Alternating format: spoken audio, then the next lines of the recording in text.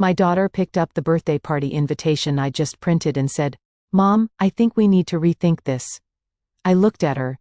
She was standing in my kitchen, holding one of the cream-colored cards I'd spent 2 days designing online, the ones that said Catherine Mitchell, celebrating 68 wonderful years.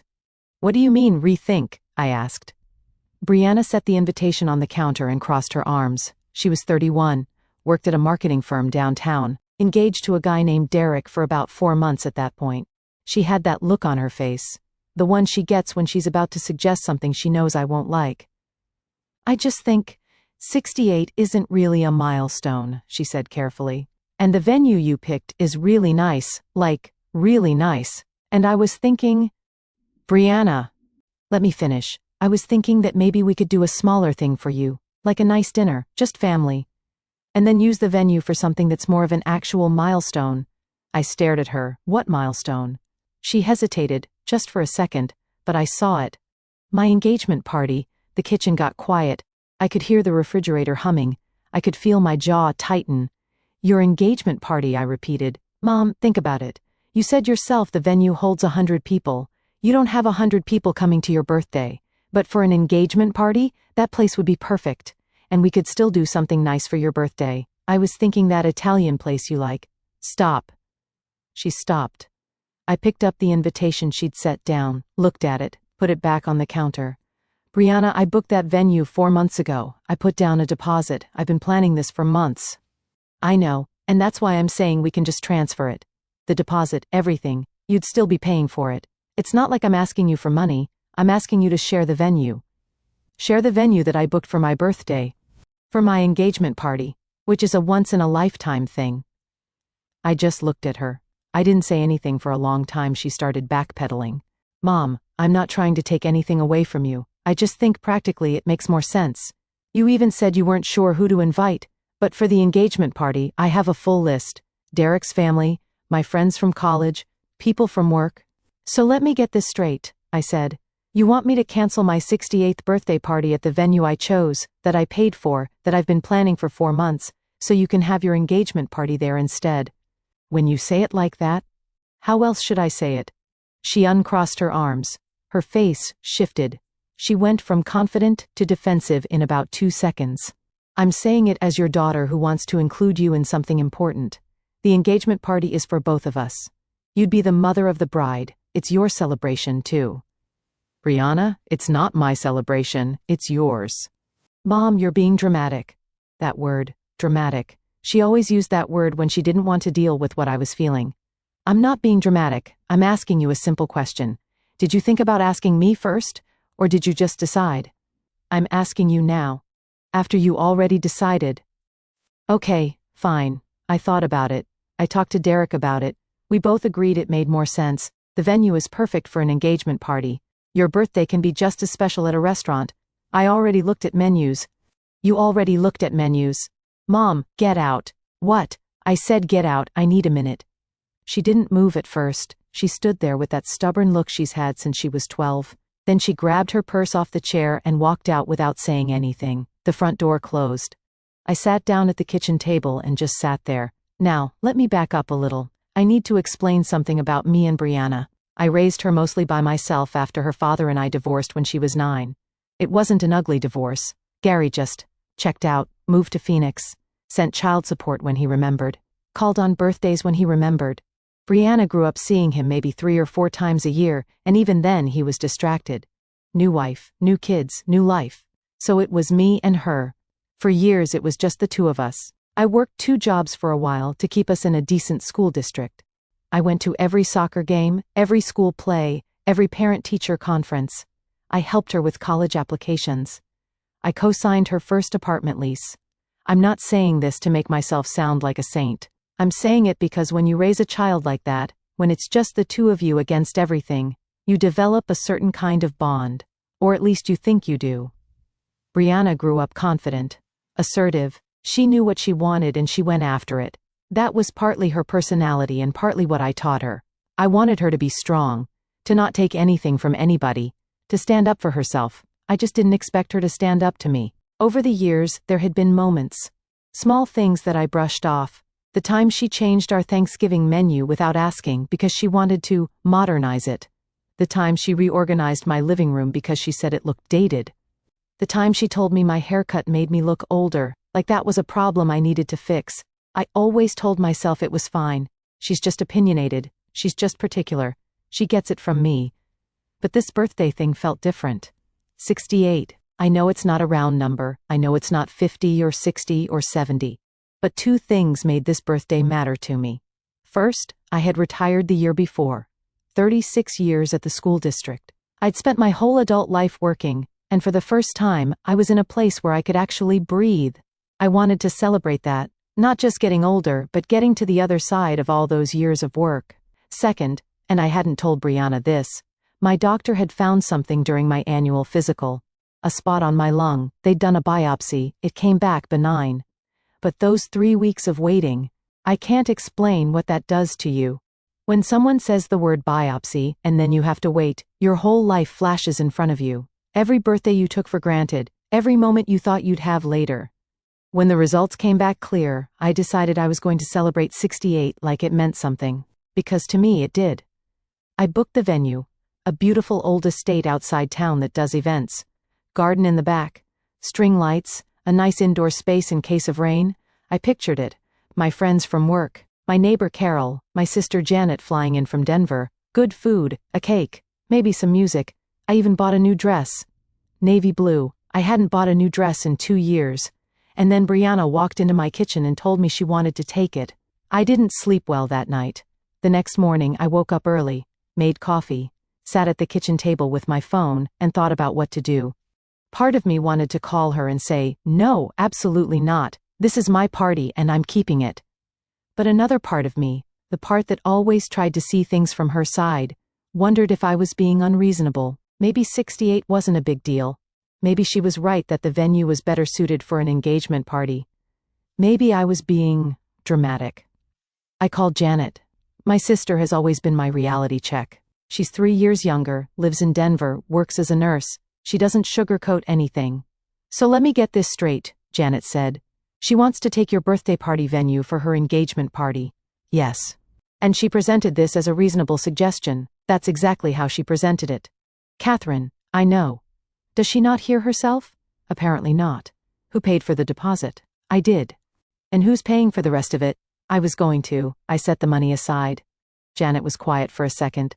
So she wants you to pay for her engagement party at a venue you booked for your own birthday, and she's framing it as doing you a favor. When you say it like that, how else should I say it? I almost laughed. She sounded just like me. What are you going to do? Janet asked. I don't know yet. Don't let her do this, Kath. I'm flying out for your birthday. I already bought my ticket. I know. Then don't let her take it. After I hung up with Janet, I made a decision. I was going to keep the party. I was going to call Brianna and tell her that I appreciated her input, but the answer was no. Simple as that. I picked up my phone, started to dial, then stopped. Because I realized something. If I said no, this wouldn't end, Brianna would argue. She'd bring it up again. She'd bring Derek into it. She'd maybe even try to go behind my back. And the whole time leading up to my birthday, there'd be this tension, this thing hanging between us. Every conversation would have an edge to it. I didn't want that. I wanted my birthday to feel good. I wanted to walk into that venue and feel celebrated. Not like I'd just survived a battle with my own daughter. So I didn't call her. Instead, I did something I don't usually do. I waited. 3 days went by.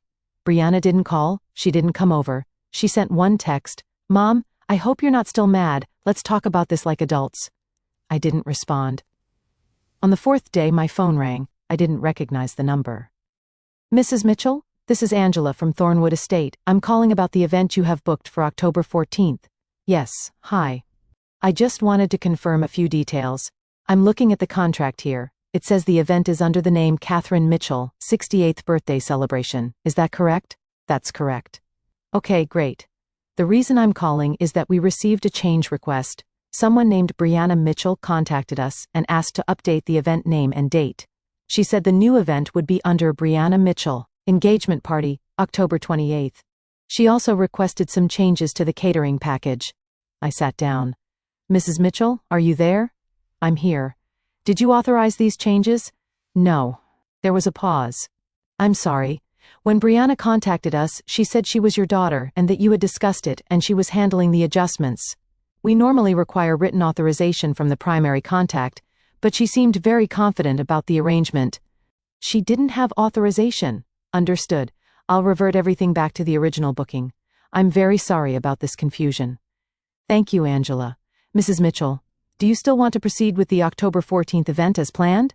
I thought about it for about 3 seconds. No, I said. I'd like to cancel. Another pause. Cancel entirely? Yes. I can refund your deposit minus the cancellation fee, which is $200. Would you like me to process that? Yes, please do. I hung up the phone and sat at my kitchen table for a long time. Here's what I realized in that moment. Brianna hadn't just suggested changing my party, she had actually gone behind my back to the venue and tried to make it happen without my consent. She told them she was authorized. She lied. And that told me everything I needed to know. It wasn't about sharing. It wasn't about being practical.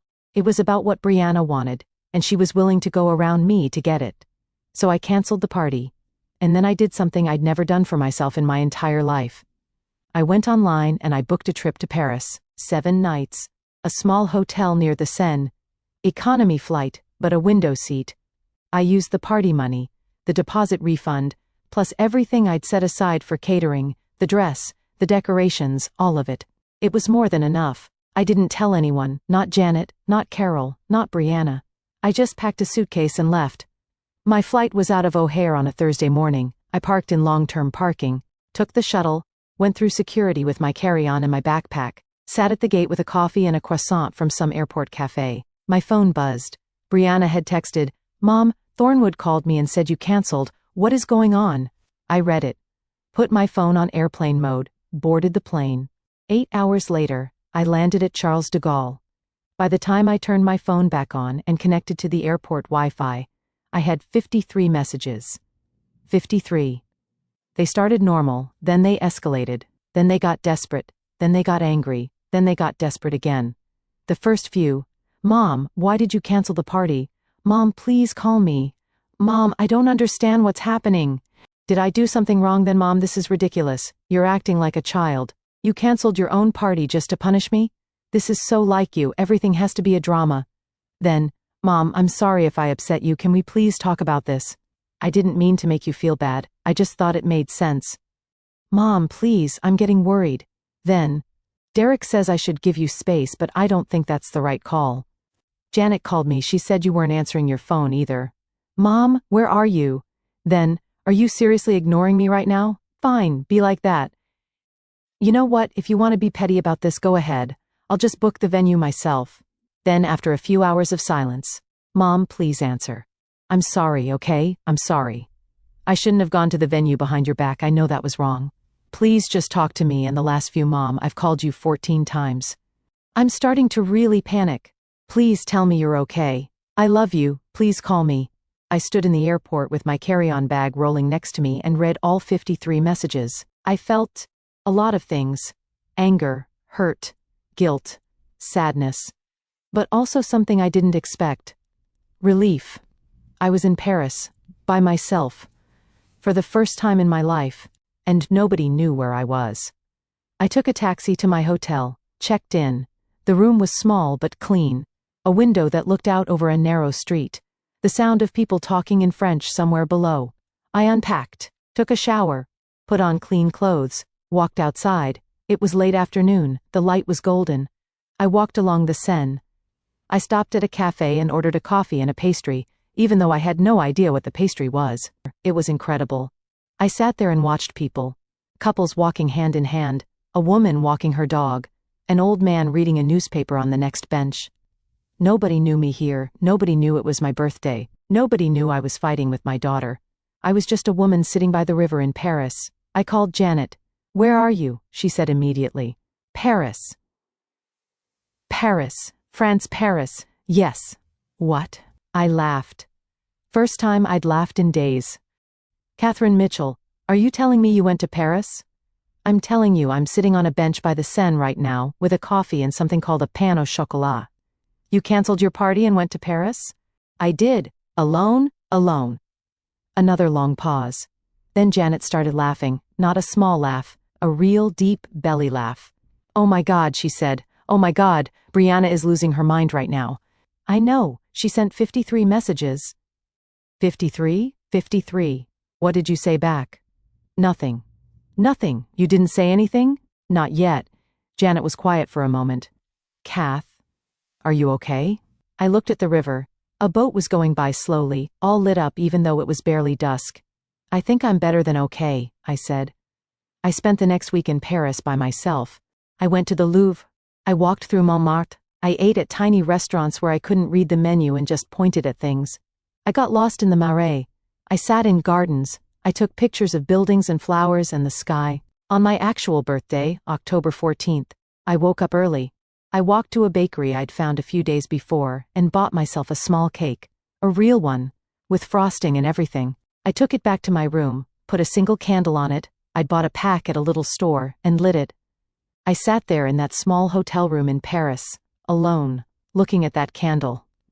And I cried, not because I was sad, not exactly, but because I was 68 years old, sitting alone in a foreign country on my birthday, because my daughter tried to take my party, and I didn't know how to handle it, except to run away from it. I blew out the candle, ate the cake. It was good. Then I wiped my face, got dressed, and went out to see the city. On day 6, I finally called Brianna. She answered on the first ring. Mom, are you okay? Where are you? I'm in Paris." Dead silence. "Paris?" "Yes." "You went to Paris for your birthday." "I did." You canceled your party and went to Paris by yourself." "Yes." I could hear her breathing. I could practically hear her brain working, trying to figure out what to say. For once in her life, Brianna Mitchell didn't have a prepared response. "Why?" she finally said. "Because you tried to take my party, Brianna, and when I wouldn't agree, you went behind my back to the venue and lied about having my authorization. And I realized that if I stayed and fought about it, my birthday would be ruined anyway. So I left." She was quiet for a long time. "Mom, I said I was sorry in those messages." "I know you did." "I am sorry, I really am. It was wrong to go to the venue, I know that." "I believe you." "Then why didn't you call me back?" "Because I needed to not talk to you for a while. I needed to do something for myself without having to explain it or justify it or argue about it. I've spent 31 years explaining things to you, Brianna. This time I didn't want to." I could hear it in the silence. "I didn't realize I made you feel like that," she said quietly. "I know you didn't." "Mom, I wasn't trying to hurt you, I really wasn't. I just thought, you thought the engagement party was more important. I thought it was more impactful, for more people. I thought you'd understand because you always put other people first. I thought you'd say yes because that's what you always do." I closed my eyes. She wasn't wrong about that last part. "That's not a good reason, Brianna." "I know. You took advantage of the fact that I usually say yes, and when I didn't, you went around me. That's not okay." "I know. It's especially not okay when it comes to something I was doing for myself, for once, one thing." Her voice cracked. "Mom." "I'm not mad anymore," I said. "But I need you to hear this. My birthday mattered to me. Not because 68 is some huge milestone, but because I wanted to celebrate being here. I wanted to feel like my life mattered. And instead, you made me feel like my celebration was interchangeable, like it could just be moved or replaced or downsized to make room for something you wanted." She was crying. I could hear it. "That wasn't fair," she said. "No, it wasn't." I let the silence sit for a moment. "I'm flying home on Thursday," I said. "Okay." "Janet is still coming. She changed her flight. She's going to stay with me for a few days." "Okay." "And I still want to do something for my birthday. Not the venue, not a big party, but dinner. With you and Derek and Janet. The Italian place, you were right about that part." "Really?"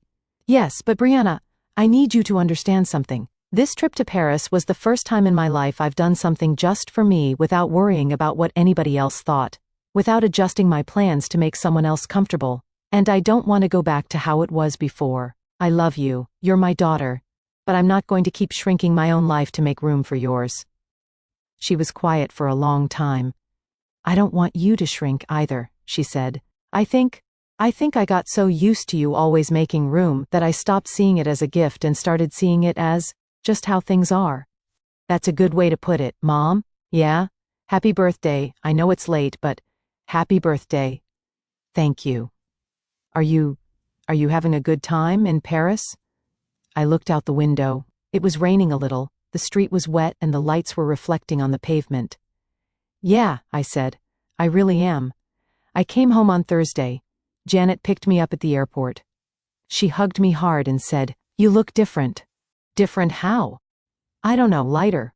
Brianna came over the next night for dinner at the Italian place. She walked in with Derek and immediately hugged me. A real hug. Not one of those quick, distracted ones she usually gives. She handed me a bag. Inside was a small box. I opened it. It was a silver bracelet with a little Eiffel Tower charm. "Derek helped me pick it out," she said. "I know it's cheesy." "It's not cheesy. Mom, I really am sorry. I've been thinking about it the whole time you were gone, about a lot of things, not just the party." "Like what?" She glanced at Derek. He gave her a small nod. "Like how I treat you," she said. "Like how I talk to you. Like how I assume you'll always just go along with whatever I want. Janet kind of laid into me, by the way." "I bet she did. She said I've been treating you like my assistant instead of my mother for years, and I wanted to argue with her but I couldn't, because she was right." I didn't say anything. I just looked at her. "I'm going to do better," she said. "I don't know how yet, but I'm going to try. That's all I ask," I said. We sat down, we ordered, we ate. Janet told stories about my childhood that made Brianna laugh. Derek told a story about his proposal that made everyone groan. I told them about the little bakery in Paris and the cake I bought myself. Brianna reached across the table and squeezed my hand. "Next time you go to Paris," she said, "take me with you." "We'll see," I said, and I meant it, not as a no, not as a yes. Just as an honest answer from a woman who was finally learning to stop shrinking.